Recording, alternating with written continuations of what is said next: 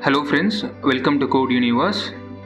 In this video, we'll see the anatomy of Android Studio. So the first pane now we are going to see is the project window that is on the left hand side, as you can see here. This enables us to explore the folders, codes and resources of our project. So when you try to expand this app folder, you can see three subfolders inside that. One is the manifest, the other is the Java, and the third one is resource. The Java folder contains all your programmable codes and Java classes. So when you try to expand, you can see that our main activity is present inside our Java folder.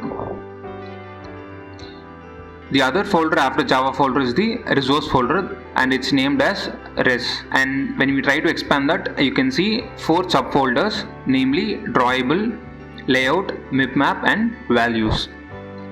So these drawable folders will have images in the form of PNG, JPG or vector images that is used in our app, and the folder layout will have your app's screen UI. The format for your app screen's UI is in XML format. So as you can see that we have a file activity main, and this activity main is the layout for your this main activity.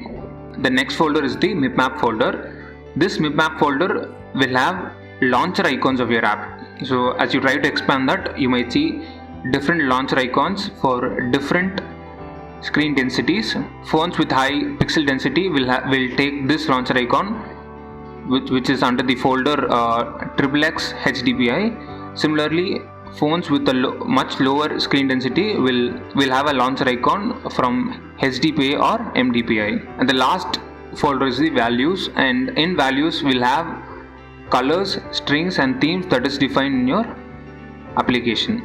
And the second pane is the editor window. Okay, and in this editor window takes a few different forms depending upon what it is we are editing. Say if you are editing a Java file, you can see the code neatly arranged here.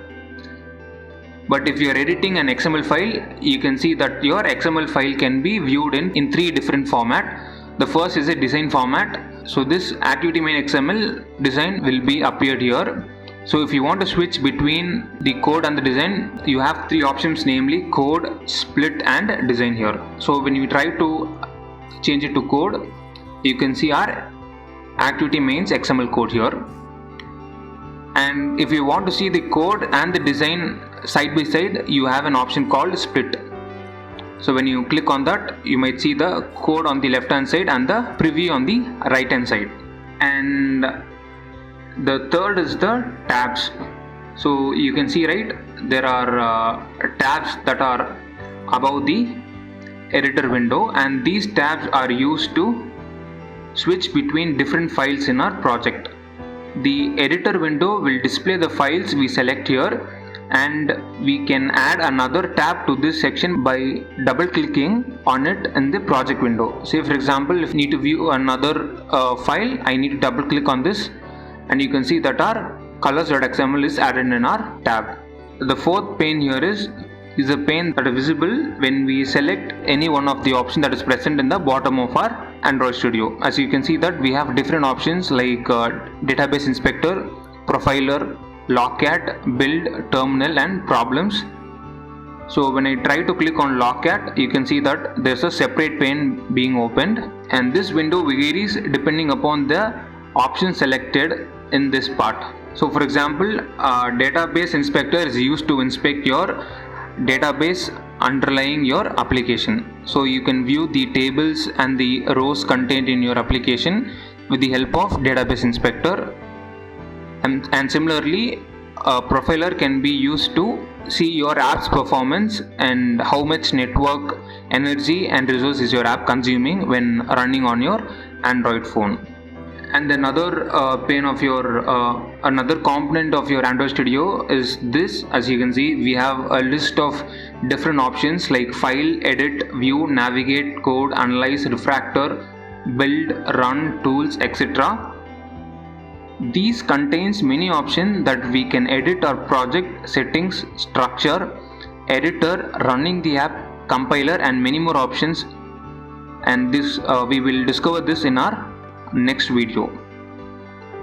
And finally, we have another component that is used for running the app and selecting the device that we use, that is on the right hand side of our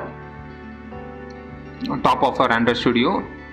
So here we can edit our app's configuration, and in this option we can select our different types of emulator that is configured with our studio, and the other option is to run your app, and the next option that is debug app, and so on. And on the right hand side you can see an option called Gradle. So this gives a view of your app's dependencies. So when you want to see the number of dependencies that is associated with your app, you can just click on Gradle, and in Gradle under app and under dependencies you can see the list of dependencies that your app is currently dependent on. And that's the end of the video.